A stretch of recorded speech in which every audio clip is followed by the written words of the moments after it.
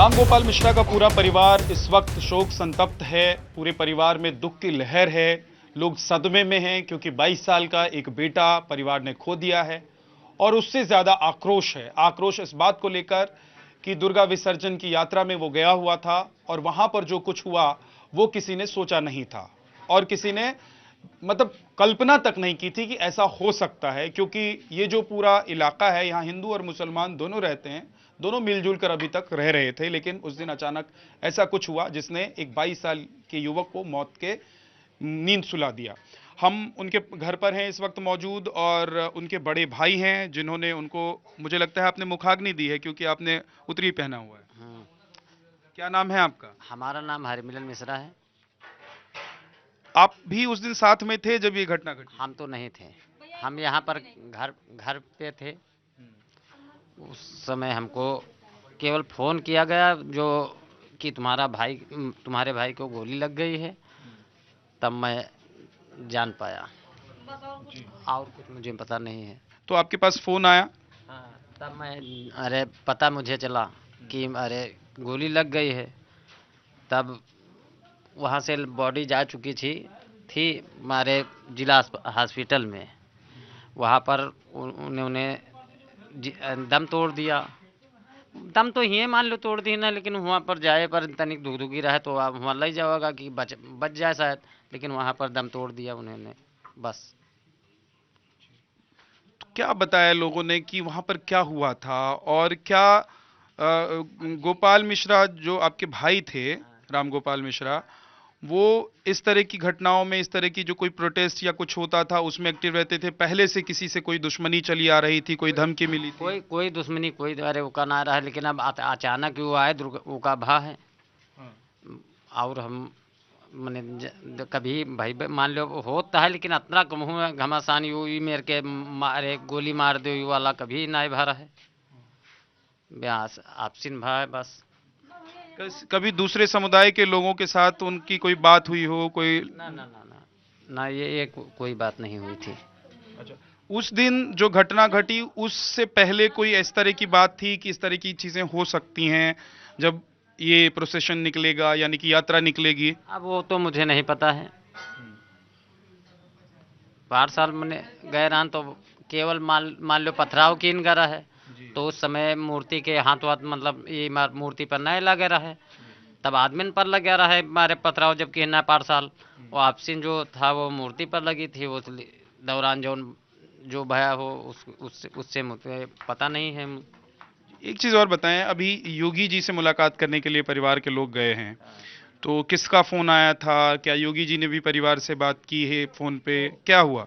वो मेरे पिताजी हैं। पिताजी मेरे से जो जो उनको मिला हो वो जान सकते हैं, हम तो नहीं जान सकते हैं उसको। यानी पिताजी को फोन आया था? हाँ, पिताजी से जो कहा गया होगा वही वो जानते हैं, हम नहीं जानते हैं। जी।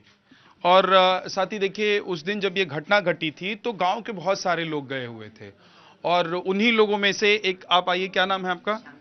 श्याम जी, इधर बैठिए। श्याम जी, बैठ जाइए, बैठ जाइए। श्याम जी, आप क्या लगते थे राम गोपाल के? हम उनके साले लगते थे, मतलब आप उनके साले लगते हैं। तो अभी तो 3 महीने पहले ही शादी हुई थी आपकी बहन के साथ। तो ये जब उस दिन यात्रा निकल रही थी तो आप लोग साथ में थे या आप नहीं थे वहां पर? हम लोग साथ में ही थे। अच्छा, तो क्या हुआ था? कैसे ये जो चीजें हुई उसकी शुरुआत कहाँ से हुई? पहले कोई बात हो रही थी, धमकी मिल रही थी? यस, उन लोगों ने जैसे मस्जिद से जब निकले तो अभी बताए तो थे उन लोगों को कि उन लोगों ने आकर कहा कि ये मतलब जो साउंड जो बज रहा है इस पे ये सब गाने मत बजाओ। जैसे हम लोग कोई गाने बजा रहे हैं, भक्ति के गाने बजा रहे हैं, हम लोग लेकर जा रहे हैं मूर्ति विसर्जन, उसमें उन लोग के कोई हक नहीं है बोलने का, आम बात है। जैसे वो लोग भी ताजियाँ निकालते हैं, मतलब वो 10-12 दिन से ढोल बजाने लगते हैं, पूरी रात बजाते हैं, पूरा दिन बजाते हैं। हम लोग उनका कोई एक्शन नहीं करने जाते, ना कोई पुलिस जाती है बोलने कि हम ये पब्लिक को, जनता को मतलब डिस्टर्बिंग हो रही है, कोई पढ़ रहा है, कोई लिख रहा है, कोई कुछ भी कर रहा है, वो लोग कुछ नहीं बोल रहे हैं। मतलब जब हम लोग जब मूर्ति लेके निकले तो उन लोग की नमाज होने का टाइम हो चुका, तो उन लोगों ने कहा कि हम लोग नमाज करने जा रहे हैं, साउंड बंद कर दो। तो ये कोई कहने वाली बात हुई? तो उसी में मतलब जब हम लोगों ने कहा कि हम लोग साउंड नहीं बंद करेंगे, तो उसमें मतलब जो मस्जिद के लोग थे वो मतलब चढ़ गए छत के ऊपर, थोड़े बहुत लोग, और थोड़े बहुत लोग नीचे रहे, तो उन लोगों ने अद्धा चला दिया।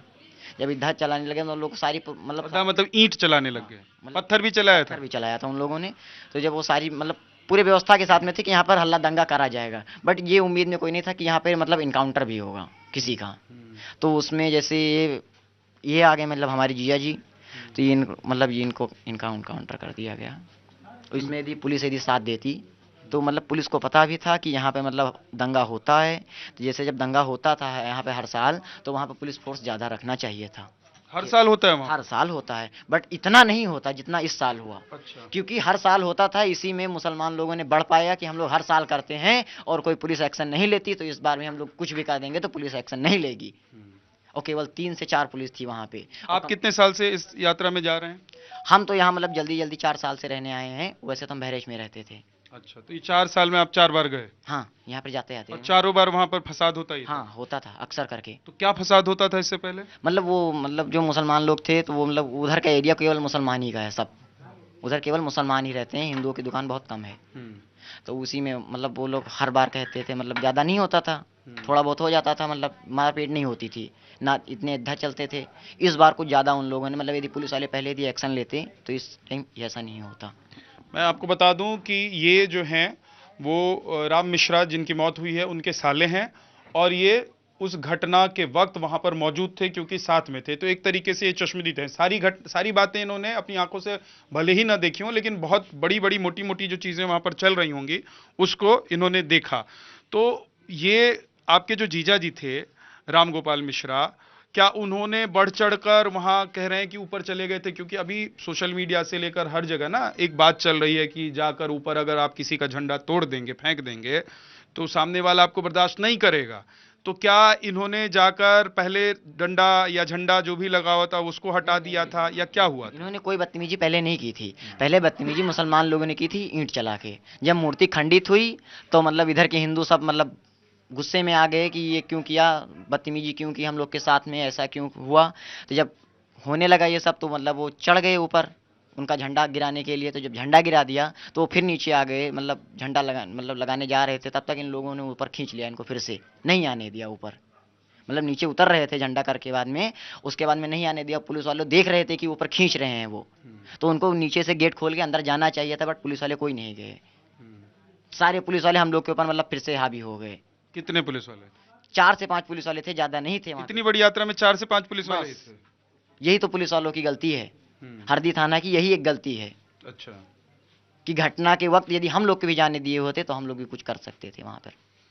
तो वो जो 4-5 लोग मिलकर इसको खींच कर ले गए थे, उन सब को आप लोग जानते थे पहले से या नहीं नहीं जानते? नहीं, हम इतना नहीं नॉलेज है वो वहाँ के बारे में हमको।